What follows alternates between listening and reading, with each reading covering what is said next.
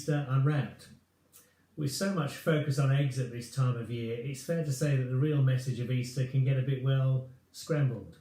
So we're glad that you're here because we want to unwrap and unscramble what Easter is really all about to explain its meaning and its significance, covering the main points of the news, and to go back 2,000 years to see that what looks like a series of unfortunate events actually offers us the solution to our deepest need and the hope and the wholeness that we're all looking for.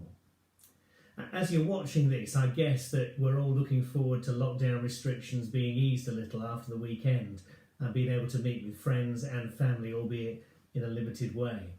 But I want you to imagine an evening in the future where you can eventually meet up with family and friends in the back garden, and you decide to have a takeaway delivered, and as you sit in the garden with your blankets and your duvets around you, suddenly the doorbell rings. And with all the excitement that a meal delivery brings in these times, you run to the door to go and get the food.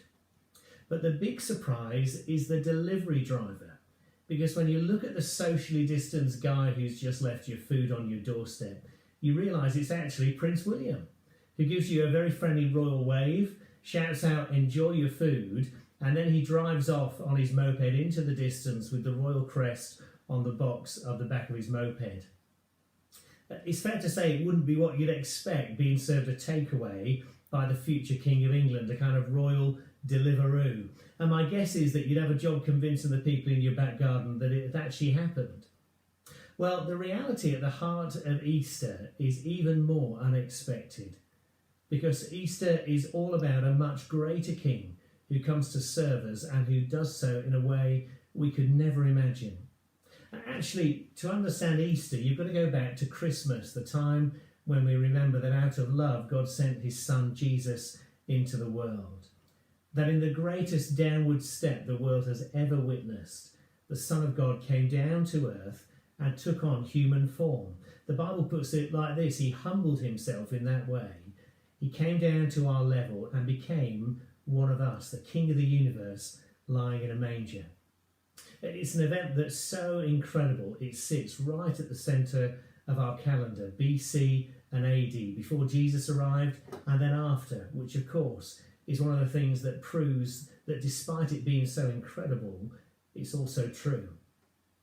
To go back to Prince William for a few seconds, what's interesting is that a few years ago, to signpost people to the issue of homelessness, in a great gesture, he left his palace and slept rough on the streets for a night. He came to be with the people in that unfortunate situation. But of course then, after one night, he then went back to his normal life. And he said himself, "I cannot, after one night, even begin to imagine what it must be like to sleep rough on London's streets night after night." But when it came to Jesus, he became one of us and lived with us for 33 years before his death. And as he did, he spent his life serving others, giving of himself, reaching out to those in need and showing kindness and compassion, especially to those on the margins of society. As a result, he's been called the Servant King. During those years, Jesus also proved his identity. Of course, every human being has an individual identity. The proof is in our fingerprints. But there's only ever been one human being who is truly unique, and that is Jesus Christ, because no one else could do what he was able to do. He was able to heal people with incurable diseases, to control the weather with a word, and even bring dead people back to life. And it isn't just the Bible that records those things. Other history books from that time do so as well. Those things prove that Jesus was no ordinary human being, but that he was also God. And I guess we could say he was able to do the things we'd expect the Son of God to be able to do.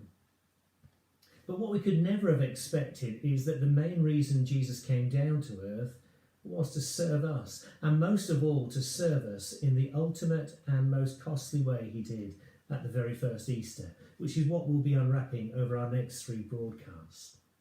And as we do so, it will reveal to you God who loves each one of us with an amazing love, a God who knows you so well that he knows your fingerprints, and who longs for you to discover what you need most, which is a real relationship with him.